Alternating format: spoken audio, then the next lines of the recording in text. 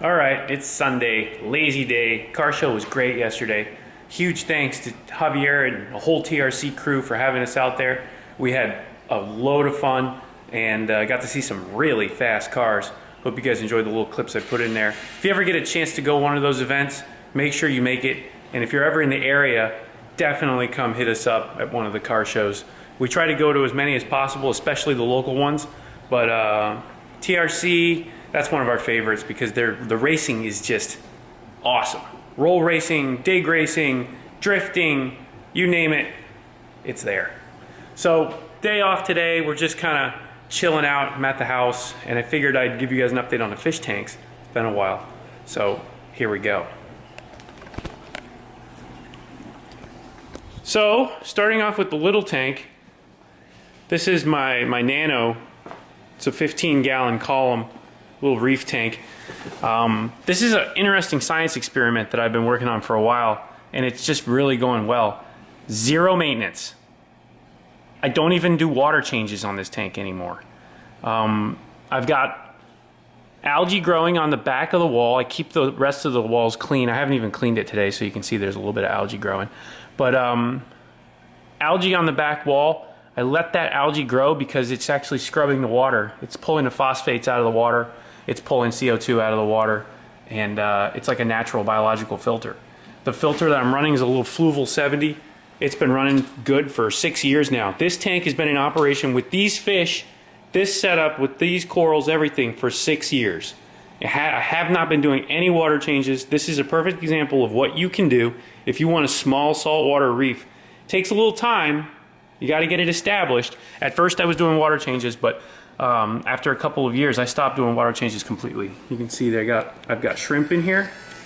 There's a little peppermint shrimp. That keeps the aptasia out. And I have a hermit crab. Not much for a cleanup crew per se. There's some bristleworms in the rocks and stuff like that. But these two clowns have been living here the whole time. They're a mated pair. Ocellaris clowns. They are about 7 years old now. There's our little peppermint shrimp. So everyone's happy, and as anyone can tell you, if you're able to keep crustaceans and you're able to keep fish happy, coral happy, I've even got sponges growing in here. There's a clam. The clam is behind this little mushroom here. You can't see it, but anyway, there's even clams in here that are growing, and sponges are a good sign. If you've got sponges growing in your tank, then your water's doing pretty good. So we got sponges growing, we've got everything going pretty well. And yeah, it's not the prettiest tank. Like, I could probably put more color and stuff like that. But first of all, I'm colorblind. Second of all, like I said, it's more of like a science experiment. I just love having this stuff in the house. So that's that tank.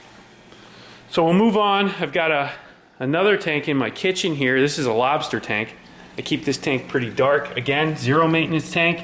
I just top it off with water. The lobster lives in these rocks. He's pretty much invisible, so I'm not even gonna try. But it's a purple reef lobster, and he comes out to eat, and that's about it. And I already fed him today, so of course he's probably not gonna come out anymore. But easy tank. Again, if you want something that's crustacean only, it's rock and fish only, I guess you could say, but there's no fish because the lobster would eat them. Then I've got my my puffer tank over here. As you guys know, Scooter. This is a Brackish water tank, and Scooter's doing really well. I just fed him, so he's out and about.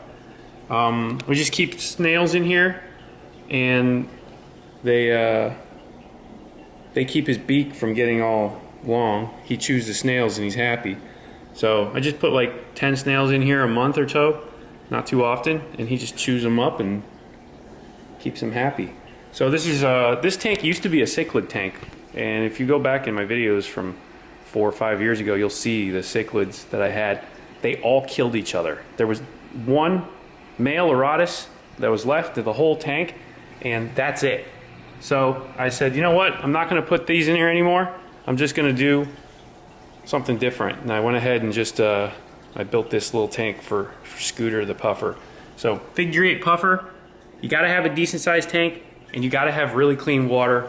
They don't like, they're real messy. You gotta keep things intact. This tank's running 2 canister filters down low for filtration, with a lot of biological filtration in there as well.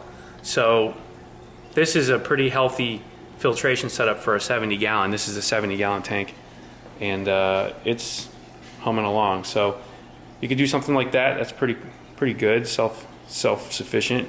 These filters, I only have to clean them like maybe once every 2 months.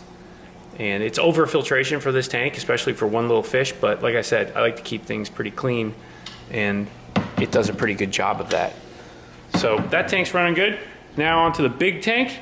This is a 200 gallon reef setup. And as you can see, everybody's really happy in here. A free sticker if you can find a cleaner shrimp. Carla has offered a free sticker for anybody who spots the shrimp that lives in here. There is a cleaner shrimp in here, and he has become invisible. So, but there is traces of him because every once in a while you'll see some stuff get munched on, like these aptasias. He eats the tentacles off of them. So the shrimp's alive and well in there somewhere, but I just don't know where the hell he is. But this tank's been running for a couple years now straight. You can go back in my videos and see what I did. I actually moved this tank from about an hour away. And let me tell you something, Shaw and the gang and Roberto and friends, they helped me do it, and there's no way I'll ever do it again. It's ridiculous. So I understand now why people charge so much money to move a tank. Anyway, this tank has basically, I don't know how many fish would look, but you can see you got a pair of snowflake clowns. We got a sailfin tang, various tangs, yellow tang, black tang. There's a Clarkie who lives in this anemone. It's a bubble tip. Really a pretty simple setup. A couple of angels. We got a flame angel, a coral beauty. This triggerfish over here. Oop, he's getting attacked by a tang. That's fun. And we got some green star polyp, some leather coral, which was really interesting. I moved that leather from here because it was dying over here. So I just moved it over here. The lighting is about the same. I think it has something to do with flow. There might be like a little different flow there. So anyways, happier there. So coming back now. It was all shriveled up and almost gone. It was turning white. Now it's good. We got some interesting stuff going here. This is natural that I pulled out of the ocean over here. That's a golden sea rod. That's been going good for about a year now, maybe a little longer. So everyone's pretty happy in here. These are got some chromies, a pair of chromies, and what else? Various crabs, and oh, there's some sand sifting stars in here as well. But everyone's pretty happy in this tank as well. Low maintenance again, but you can see we've got quite a bit of filtration going on here. Okay, camera died, so switching to phone now. Filtration system on this one is pretty big. It's like about a 45 to 50 gallon refuge, maybe bigger. As you can see, it goes all the way around, and it has a sump here. Here's a wet dry filter that dumps into the sump. I got some charcoal. We got a charcoal reactor right here, as well as the protein skimmer, which I need to clean, by the way. You can see that. I gotta do some maintenance here. Then we've got the refugium here with some keto or keto, however you call it, and a lot of live rock growing in there that's been filtering out. That's the biological filter. Returns back in here. We've got our auto top off system, which carries about 10-12 gallons of water as well, and it's all automatic, and that keeps things happy in this tank. This tank's been running for a while, like I said, a couple years, no problem, and it had been running for a few, maybe 4 or 5 years before that. So this is a very mature system. Not a lot of sand. It had a lot more sand in it before I got rid of it because I like to have a really narrow sand bed because I don't think it's necessary to have a deep sand bed for this stuff. And you can see the glass poking out. The clown loves to just disrupt that and make it that way. So got a couple paintings over here. I want to shout out, especially one of my friends, childhood friend of mine who's an artist, Manuel Gonzalez. Look him up. Go to emmanuelsart.com. Check out what he's got. he made that painting for me, and it's really cool. So that's a basic overview of the tanks. If you find, or if you saw the cleaner shrimp, you tell me, but I didn't see him, and I haven't seen him in ages. So I think Carla is never gonna have to send a sticker. Let's just hope. But anyway, I hope you guys like the update on the tanks. More car videos coming soon.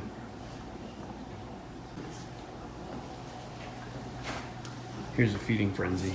We'll just put a little bit in here for him. Look at him go.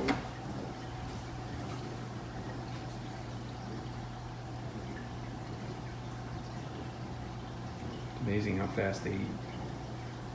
I already fed him too. This was a second snack. Bunch of fat asses.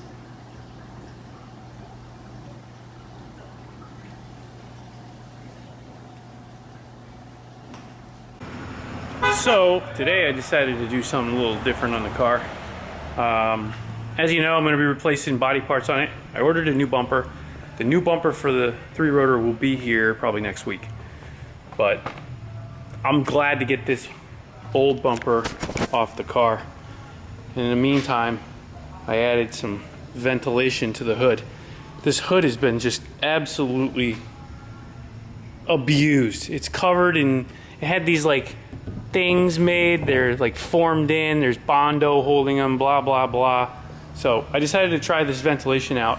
I wanted to vent this hood proper, and I think it came out pretty good. This is just a mock-up, I guess is the best way to put it. It's a trial. I'm gonna get a new hood. It's gonna be a factory OEM style hood because that's what works with the body kit I wanna use. And I'm gonna implement this vent into it, but I'm gonna do it in carbon. So these are aluminum right now. These slats are aluminum. I created like a form that goes under the hood that the slats go into. You can see they're like slotted into the side there. So this is gonna be the best solution, I think, to get air from the radiator out through. So we'll see how that works. Not that this car necessarily runs hot, but anything you can do to keep it from getting hot is a big plus for anything rotary. They do run pretty hot. So this is the best solution I could come up with. Let me know what you guys think. I want to try and make this as functional and as aesthetic as possible at the same time. So I really like the way it's configured. I know it's functional, and I don't think it looks half bad. Let me know what you think in the comments, and I'll see if I can get Carlos to help me make some in carbon, and that'll be a good means to that. So new bumper coming, got the vents on, and everything else is working pretty good. Got the side skirts on, got the little lip spoiler on the back that I think looks pretty cool. It just kind of rounds out everything. And interior wise, it's pretty much where it is. I was talking to Logan at Defined last night, and he's the guy who built this motor, in case you're wondering. And my ITBs are coming along. Those are gonna be done, I don't know if at the near future, but we're talking about doing some cool stuff together, and hopefully the ITBs will be done by that time. I'd like to see his 4-rotor and get hands-on with that and see how that is. If you guys haven't seen that yet, go to his YouTube, Defined Auto Works.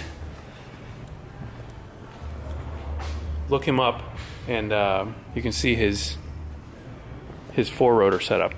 But anyway, I was talking to him, and we're gonna do some stuff. We're gonna implement the dry sump system again for the oil, and that way we can turn this thing all the way to the moon over 10,000 RPM. And that's what it needs, because we're gonna be putting those ITBs, that opening up those semi-peripheral ports. Once those are opened up, this thing is going to absolutely rage. So get ready for that. So to demonstrate the functionality of this vent, I'm going to show you guys. We're just going to lay a little paper towel here, a heavy duty paper towel, right there, a little shop towel, right on top of the vent. And I'm going to turn on the radiator fan. The radiator is all the way down in here, so it has quite a way to go, but This will demonstrate how much airflow we're actually producing. All right, so fan on. You can see, I mean, there's quite a bit of air coming out here. That's good, nice and strong. That's good. Of course, that didn't work either. Super happy with that. The vent's working really good. There's quite a bit of airflow there. And while you're moving, that's just gonna get even better. There's just gonna be a lot of air coming out. So, it works. Happy with that. Stay cool.